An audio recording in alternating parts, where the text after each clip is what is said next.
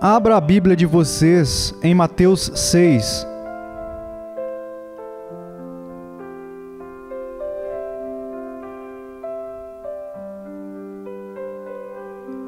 Enquanto vocês procuram, eu gostaria de ler algo em Lucas 11, que tem a ver com Mateus 6. Diz: de uma feita, estava Jesus orando em certo lugar. Quando terminou, um dos seus discípulos lhe pediu: Senhor, ensina-nos a orar, como também João ensinou seus discípulos. Jesus fez muitas coisas incríveis. Ele foi a figura mais notável da história. Eu passei os últimos 3 meses estudando sobre o Getsemane. E a única coisa que eu conseguia fazer quando ia ao escritório todos os dias era dizer: isso é incrível. É absolutamente incrível. Ele era incrível em tudo o que fazia. Ele caminhou sobre a água. Ele acalmou os mares. Ele ressuscitou os mortos. Ele enfrentou o inferno sem sequer levantar um dedo e o derrotou. Ele era absolutamente incrível.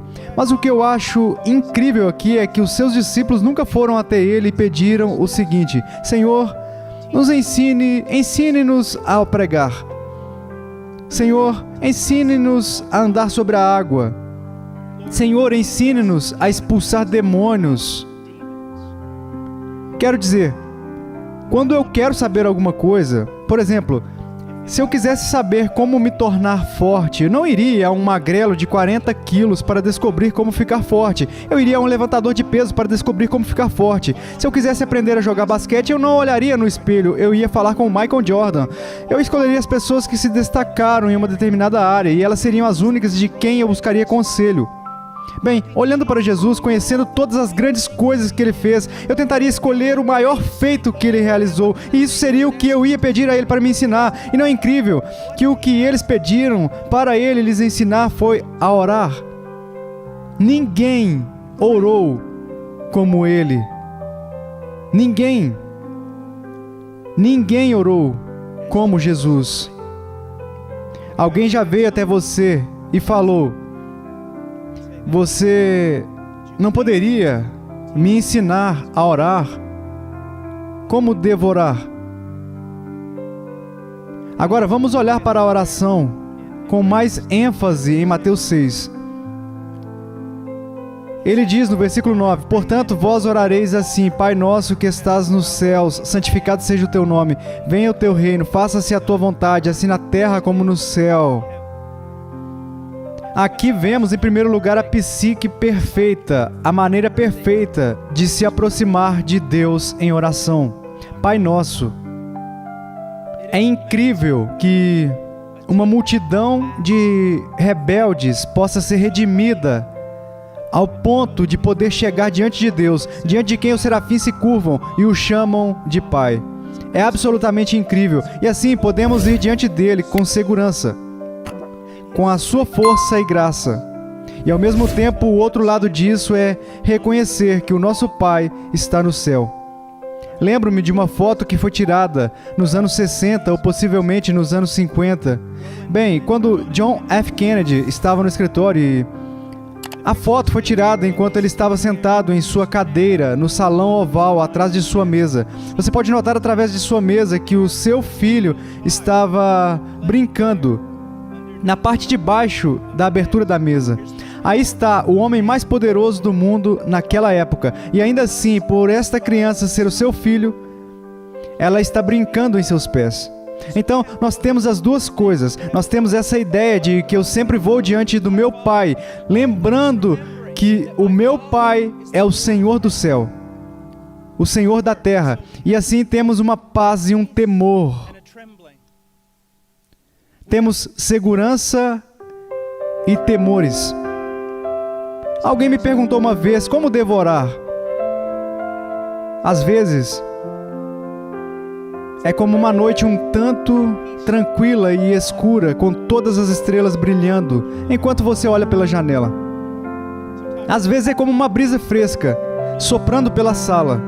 E às vezes é como se ajoelhar a 1 metro de distância de um tornado escala Fujita 5. É dessa forma E às vezes você precisa entender que quanto mais nos aproximamos desse Deus, mais maravilhoso e mais perigoso Ele se torna. Pai nosso que estás nos céus, qual é a primeira petição dele? Santificado seja o teu nome. O que isso significa? Santificado seja o teu nome. Poderíamos dizer que este santificado seja o teu nome é um tanto poderoso? Poderíamos dizer que isso é único. Seja o teu nome. Pode não parecer tão bom para vocês, mas pensem nisso por um momento. A maioria das pessoas, quando pensam em Deus como sendo santo, pensam em Deus. Significa que Deus não tem pecado. Bem, Deus é sem pecado, mas esse não é o principal meio de santidade. Eu creio que Burkhoff expõe isso muito bem quando ele fala sobre uma santidade ética e a respeito de uma santidade majestosa. A palavra santo significa cortar. E significa cortar para ser separado, para ser único, para estar em uma categoria completa, em uma categoria completamente diferente. O que quer dizer que Deus é santo? Não há ninguém como o nosso Deus. Não é que Ele seja como nós, Ele é simplesmente o maior. Ele não é como nós. Todos nós, na criação, nos encaixamos perfeitamente em uma única categoria. Deus não está nessa categoria. Ele é completamente diferente.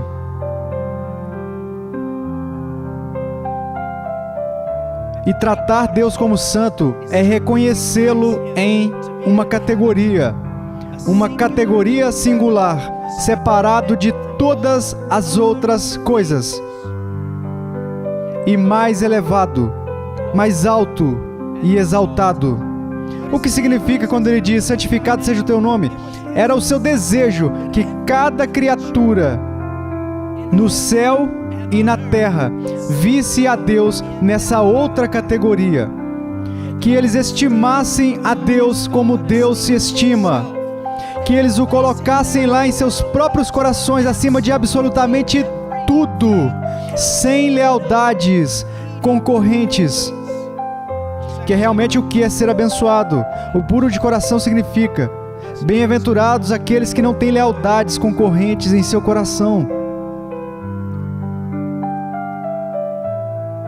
Santificado seja o teu nome. Eu tive um professor de grego que sempre dizia, você tem que olhar para dentro e para fora neste texto.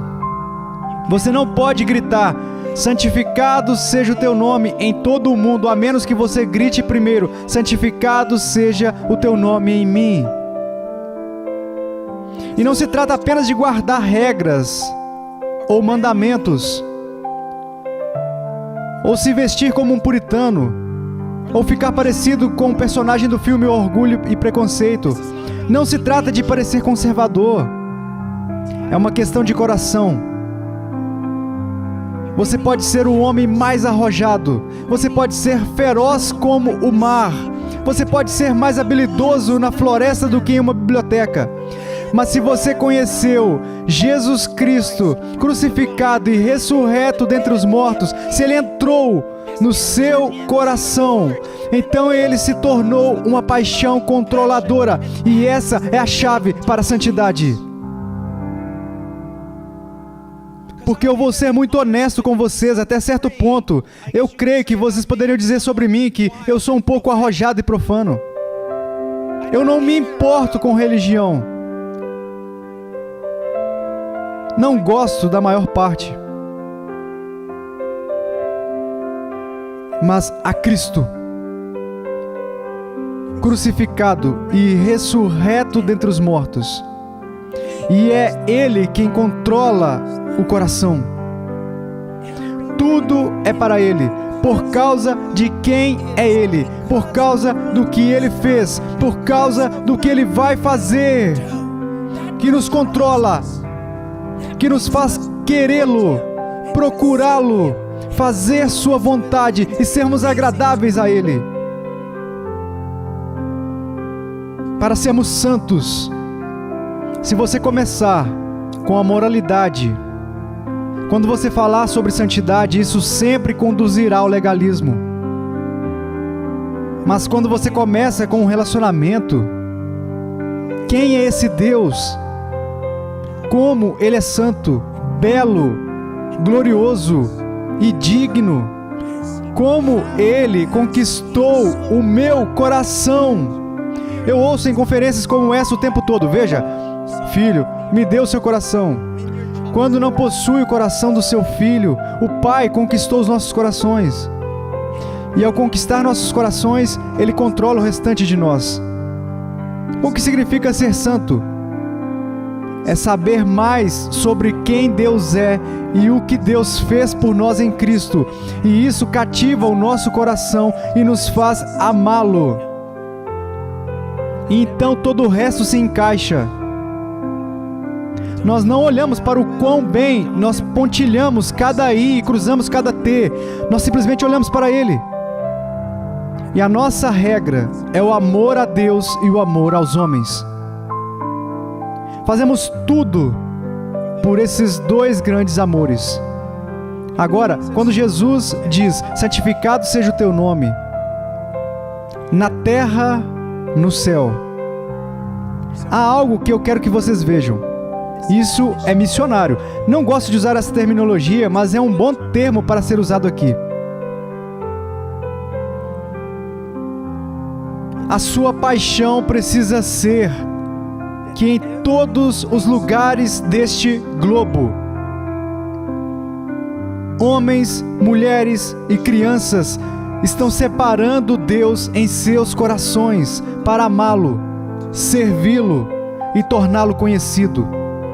O nosso lema na Hot Cry, o nosso grande lema está em Malaquias 1:11, que o seu nome seja grande entre as nações, que o seu nome seja tratado como totalmente distinto entre as nações. Sabe, nós falamos a respeito, como o irmão Pollard havia mencionado, o cowboy mecânico. Alguém que simplesmente não exerce mais o ministério, apenas sai por aí e pregam em conferências. Creio que ele estava falando de mim. Eu tinha compartilhado isso com ele. Você acha que colocar o seu nome em um site ou pregar em uma conferência significa algo para Deus? Este aqui é apenas um pequeno mundo. Mas há um vasto mundo fora da comunidade da escola, fora de todos os nossos acessos. E este é um momento como nenhum outro na história do mundo. As nações estão sendo movidas agora. A Europa foi alterada nos últimos meses e será alterada nos próximos, mais do que foi alterada pela Segunda Guerra Mundial. E você pode balançar a cabeça e dizer que está tudo ruim. Eu vejo uma oportunidade gloriosa de testemunhar as pessoas para tornar o Evangelho conhecido.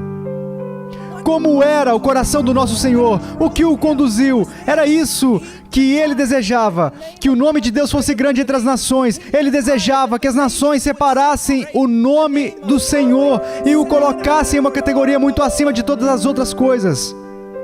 E você e eu, ninguém nunca viveu em um tempo como este. Vejo tantas pessoas violando a sabedoria das Escrituras, falando sobre os bons velhos tempos. Nunca houve dias melhores para estar vivo. Jamais. Com comunicação, com mídia, com viagens, com habilidade. Como disse o Dr. Bick, tempo de divulgar, de dar a conhecer. É fenomenal a oportunidade que nos foi dada. No entanto, devemos trabalhar enquanto é dia até a noite, quando ninguém trabalha. Eu não sou um profeta ou filho de um profeta, mas eu não ficarei surpreso se eu passar os meus últimos dias na prisão. Mas até que a porta seja fechada, devo abrir esta vasta porta que foi dada a mim e ao restante da igreja. Olhe para a história, nunca houve um tempo como este. Não é um tempo para espíritos rígidos e mentes fechadas, corações gananciosos. É um tempo para homens que assumem responsabilidades. É um tempo para caráteres incorruptíveis. É hora dos homens que assumem riscos. É um tempo para sair em nome do nosso Senhor e contemplar o seu nome, sendo enaltecido entre as nações. Irmãos, eu conheço um missionário que o irmão Pollard também conhece. Ele é um missionário batista reformado na Ásia, talvez um dos maiores missionários vivos hoje em dia. E eu não digo levianamente. Se ele voltar aos Estados Unidos e as pessoas lhe disserem: por que você não volta? Se você voltasse para os Estados Unidos, você teria determinada plataforma. Sua igreja seria gigantesca. Você é tão piedoso, você é um excelente expositor, você tem conhecimento de mundo. Ele responderia assim: por que eu voltaria para uma nação de o quê? 250, 300 milhões de pessoas? Se eu posso trabalhar em uma nação com 1,2 bilhões de pessoas. Achamos que se o seu nome for reconhecido aqui, você estará no topo da lista. Isso é absolutamente absurdo. Alguém perguntou ao Packer uma vez: quem é o maior pregador vivo? Ele respondeu: você não o conhece. Você não o conhece. Você não o conhece. Deve ser um homenzinho pregando para 6 pessoas em uma cabana. Vou concluir. Eu conhecia uma garota. Ela foi para casa para estar com o Senhor. Aproximadamente há 2 meses. Nós a chamamos de Sete. E posso dizer onde ela está agora, porque onde ela está agora, ninguém pode tocá-la. Ela era uma indonésia, nascida de uma família muçulmana. Ela conheceu o Senhor. Seus pais aprenderam. Então eles decidiram executá-la. Sua irmã, embora a odiasse por ter se convertido, não suportava o fato de ter sua irmã morta por seus pais. Então, uma noite, ela deixou a porta aberta. Ela escapou. Então, a mãe dela entrou em coma. E assim, na verdade, ela voltou para a família, sabendo que ela poderia ser morta porque ela queria ministrar. Ela queria cuidar da mãe. Então, eles basicamente a escravizaram. E assim, ela ficou lá no quarto com a mãe, que estava em coma, e ela só tinha permissão para comer o que a mãe dela vomitava no chão. E ela viveu assim durante meses. Finalmente, alguns crentes que eu conheço conseguiram entrar lá. Eles a resgataram, fugiram com ela. Então ela foi com outra jovem até uma aldeia para pregar o evangelho lá. E por que ela foi sozinha com outra mulher? Porque havia uma Débora? Porque não havia homens corajosos o suficiente para entrar naquela aldeia. Eu fui visitá-la enquanto ela trabalhava naquela aldeia. Esta é uma vila onde você pode ser estuprada se você for uma mulher, se você não for muçulmana. No entanto, quando a vi sair de seu pequeno prédio de cimento ou lama que ela estava morando, notei que havia alguns jovens adolescentes, 19 ou 20, parados lá na calçada. E eu pensei que quando ela saísse, o que aconteceria? E quando ela saiu, eles a cumprimentaram e abaixaram a cabeça. E a trataram com honra. Ela passou. Então, ela e o outro obreiro disseram isso. Muitas vezes, quando estrangeiros vêm aqui, mentem para as pessoas sobre o porquê de estarem aqui. Então, mais cedo ou mais tarde, as pessoas descobrem por que realmente estão aqui, para pregar o evangelho. E eles os odeiam. Eles não confiam neles porque são mentirosos. Entramos na aldeia e dizemos a eles que somos cristãos. E eles ameaçaram nossas vidas. Eles podiam nos bater e derramar urina e lixo em nossas cabeças, tornar nossas vidas miseráveis, mas se pudéssemos suportar e continuar caminhando com Cristo, eventualmente ganharíamos a honra deles. A propósito, nós respondemos: não, amigos. Não há grandes pregadores aqui hoje. Não comparado a isso. Eu poderia ficar aqui pelas próximas 12 horas e simplesmente ir passando pela lista de pequenos homens e mulheres que, se comessem em sua casa e estivessem comendo frango, simplesmente jogariam os ossos no chão. Eles não saberiam nada diferente. Tipo um pregador que viu uma luz na casa de um missionário, viu uma luz e disse: posso ter uma dessas? E assim o missionário deu-lhe uma tomada de luz, uma lâmpada e um cabo. Então o missionário foi visitar aquele homem algumas semanas depois. E o homem disse: a luz não vai funcionar, eu simplesmente desliguei. Bem, não havia eletricidade na casa. Ele apenas pensou que iria funcionar. Quer dizer, que homenzinho primitivo, que vale mais ouro e glória do que 1000 de mim. Por sua pregação e sua postura perante o Evangelho. Quero que percebam uma coisa. Nós não vivemos em um tempo onde podemos viver enclausurados. Não vivemos numa época em que devíamos nos enclausurar.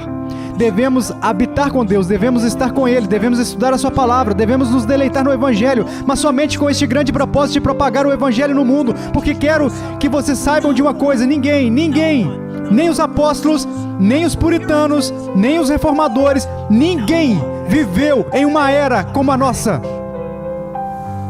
Ninguém. Eu estava simplesmente argumentando com os irmãos aqui. Há um país muçulmano, vocês não vão acreditar, e há um editor reformado lá que conseguiu permissão para publicar.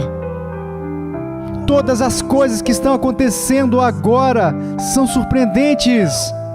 Poderíamos usar um bando de jovens realmente fortes para ir àqueles campos de refugiados ao redor do mundo e pregar o Evangelho. A porta se abrindo em todos os lugares. Em todo lugar.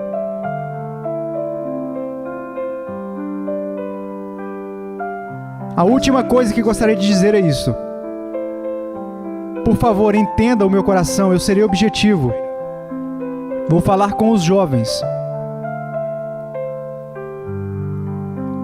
Uma das coisas que eu acho que isso acontece no movimento homeschool. E eu ensino em casa e promovo o ensino em casa. Mas homens jovens, criamos um bando de garotos que compram roupas de aventura em um catálogo. Sonham com espadas, dragões e cavalos. Compram brinquedos e leem livros. Mas eles são moles. Cara, você pode falar sobre homeschooling. Você ensina em casa, pai. Você é um pai que ensina em casa ou é casado com uma mãe que ensina em casa? Pegue os seus garotos. Deixe-me fazer uma pergunta, porque na escola pública as pessoas sempre dizem isso. Por que não mandar os meus filhos para a escola pública? Uma das razões é que eu ainda não quero que eles sejam criados por mulheres. Mas seus filhos estão sendo criados por uma mulher? Eles estão sendo criados por um homem?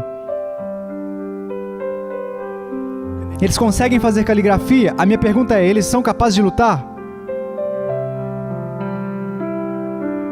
Há um mundo lá fora que é feio, ruim, que machuca e é perverso. E você precisa ser resistente, feito um prego. Precisamos de homens jovens que vão ter joelhos feridos e também calos em suas mãos, que não vão brincar de super-herói. Eles não querem aventura. Eu quero simplesmente ir a algum lugar e morrer por Cristo. Os homens se envolvem mais na criação dos seus filhos. Os homens se envolvem mais em torná-los homens. E de novo, você não vai torná-los homens vestindo-os com roupa de super-herói, ou colocando botas em seus pés, ou colocando uma espada de plástico em suas mãos. Deixe-os ser criados perto de homens, agindo como um homem. Ensine-os a serem homens, ensine-os a serem soldados, ensine-os a aproveitar esta oportunidade para sair e fazer essas coisas que de muitas maneiras em todo o mundo as mulheres estão fazendo, porque não há homens corajosos o suficiente para fazê-lo. Esta é a hora. Tenham a mesma paixão do nosso Senhor. Como você interpreta a oração do Senhor? Eu interpreto dessa forma: Senhor, cura-me, prospere-me, dê-me uma vida de facilidades, faça isso. Seu nome será santificado da melhor maneira, seu reino virá da melhor maneira e a sua vontade será feita da melhor maneira. Ou, Senhor, me esmague, me quebranta, me moa como uma pólvora, deixe-me doente, me jogue em uma masmorra, torne a minha vida um verdadeiro inferno, se através disso o seu nome for enaltecido de uma maneira maior, se o seu reino vier de uma maneira maior, e se sua vontade for feita de uma maneira maior, porque isso é tudo que importará quando tudo terminar. É tudo sobre o seu nome ser grande, não apenas entre as nações, mas nos céus.